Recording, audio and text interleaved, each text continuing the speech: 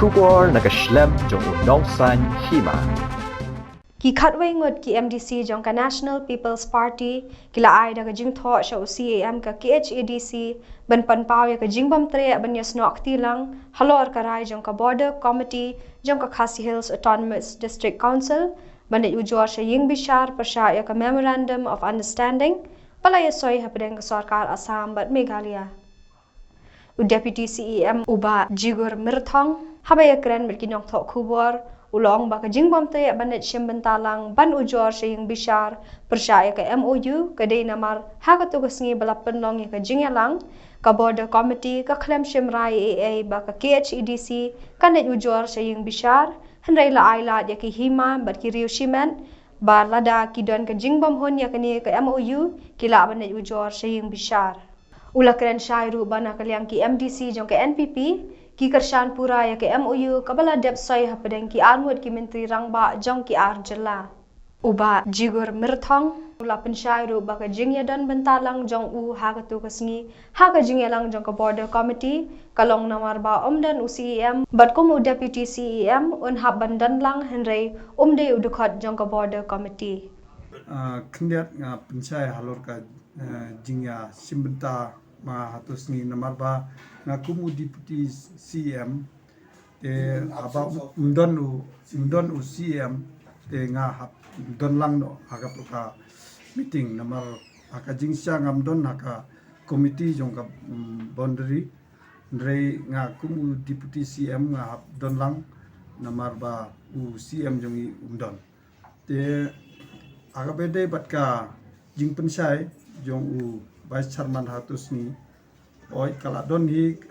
kat kum karai ngim don kum ka ta karai bangi don lang ka district council re ka district council kala ai kalat ya ki hima bat ki try khando lada ki bank ki kot ki sla ki document ki ba bank kemut kila ban le sakakut nagaling jingi ki council ngim don kano ka jingkam ndre ngim don pat aga benta ban sim ya karai ban ya file ya ka petition nakata daw ni wan benta ban pensai mon namar ba hakarai long ni sim be karai ba ki ka council kamdon kano ka benta ban late file ya kata ka petition ndre ki hima bat ki trakndo kila ban le lada ki don kalat ki bank ki dokumen lada ki bank ki kot kisla kila ban le maki reina kaleng jungi ki council patetik kamdon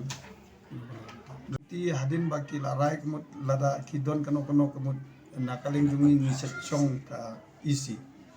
ki executive members ubadon lang po ka isi jongi kata kemut gede ka ba bakla bat kanya baro omdei balasim daka Council of dakani ka executive committee ki jongi ban ong binili siya kaan ko tatartar ya ka jing panpaw halor ka jing bom hun ya ka MOU balasan yung peringka Government of Assam bat ka Government of Meghalaya umur kani kam dai ka decision balasim na kaliang executive committee le se ka dai tang ka jing sngaw shimet jong nore jong